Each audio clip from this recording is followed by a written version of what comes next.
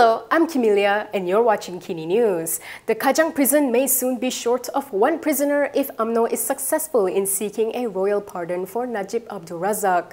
Zahid Hamidi has also defended the move. UMNO's intention to submit an appeal to the young di-Pertuan Agong Sultan Abdullah Ahmad Shah for His Majesty's consideration in granting a full royal pardon to Najib Abdul Razak is in accordance with existing legal procedures and done without any political pressure.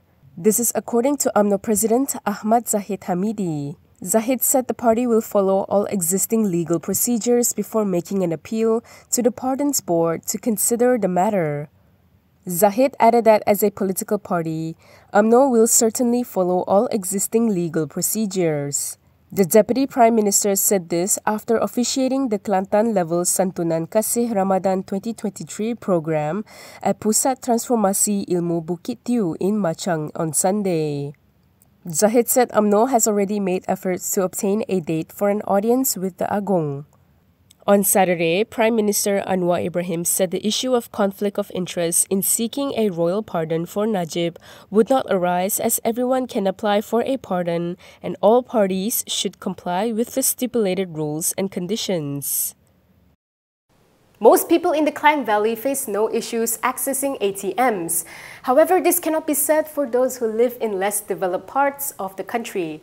That's why even the opening of an ATM in Hulu Besut was a pretty big deal. Even the local MP made an appearance. Besut MP Chair Muhammad Zulkifli Juso officiated the opening of an automatic teller machine at a petrol station in Hulu Besut last Friday. While the fanfare may seem over the top or out of place, it highlights a long-standing problem for many rural communities, which is a lack of access to financial facilities. According to Chair Muhammad Zulkifli in a Facebook post on the ATM opening, the nearest place for Hulu Besut residents to withdraw money at an ATM is in Jirteh. A search on Google Maps shows that this can be a 40-minute drive one way for those living in the far reaches of Hulu Besut.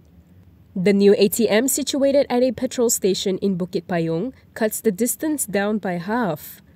Hulu Besut is not the only rural town in the country to lack access to basic facilities such as an ATM. The problem is especially prevalent in Sabah and Sarawak, where the journey from a village to the nearest ATM is far more arduous. Meanwhile, Chair Muhammad Zulkifli's aide mounted a defense for the past lawmaker in a Facebook post today.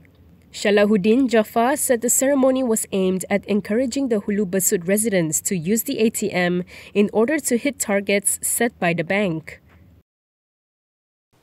Controversial UMNO leader Jamal Yunos has denied bribing party delegates so he could secure his post as Sungai Besar UMNO division chief. Jamal Yunos has cried foul over the UMNO Disciplinary Board's probe against him for allegedly bribing 12 delegates to vote for him in the party elections last month. This comes after the Sungai Besar UMNO Division Chief was reportedly issued a show-cause letter by the Disciplinary Board. Jamal purportedly committed acts of corruption and political bribery by giving 1,000 ringgit to delegates from several branches on March 17th. Speaking to Malaysia Kini today, Jamal confirmed that the disciplinary board had summoned him to clarify the matter this Wednesday at noon. However, he strongly denied allegations that have been thrown at him. Jamal said it is defamation from certain quarters who were defeated in the elections. In a bid to clear his name, Jamal said a press conference will be held after the meeting with the party's disciplinary board. In the recently concluded polls, Jamal retained his post as Sungai Besar Division Chief by defeating Kir Toyo with a 119-vote majority. Parties part of the unity government have begun seat talks to face the state elections. And according to MCA, this would put the spirit of the unity government to the test. MCA President Wee Ka Siong said the seat negotiations in the forthcoming state elections in 6 states are a test to see the extent of the unity government's spirit of cooperation. His party has yet to receive any information about the negotiations. He said MCA would have to wait and look at the new political scenario, how the unity government spirit will be translated. He added that not everyone will get seats. We also said that negotiations over demands, needs, and expectations of seats are needed as the unity government is a grand coalition that requires detailed discussions. As a party that supports the unity government, he said MCA was ready for discussions and felt the suitable time for that would be after Aidilfitri. We was commenting on Harapan Secretary General Saifuddin Nasution Ismail's statement yesterday. Saifuddin said that parties that won seats in the 14th general election will contest them again in the forthcoming state elections. Zahid Hamidi is facing 47 criminal charges, however, is seeking to drop those charges. Deputy Prime Minister Ahmad Zahid Hamidi has sent a letter of representation to the AG's chambers to drop 47 charges of criminal breach of trust, corruption, and money laundering involving Yayasan Akal Budi against him. Lawyer Hamidi Muhammad Noh, representing Zahid, asked High Court Judge Colin Lawrence Sequeira, who is now a Court of Appeal judge, to adjourn today's proceedings pending a decision from AG Idrus Harun. He said the prosecution have replied that they have no objection to postponing the trial on their side, as the representation is about 200 pages long and they need more time to consider it. Zahid is facing 47 charges, 12 on criminal breach of trust, 8 on corruption, and 27 on money laundering involving tens of millions of ringgit belonging to Yayasan Akal Budi. Kedah MB Sanusi continues to play the victim card.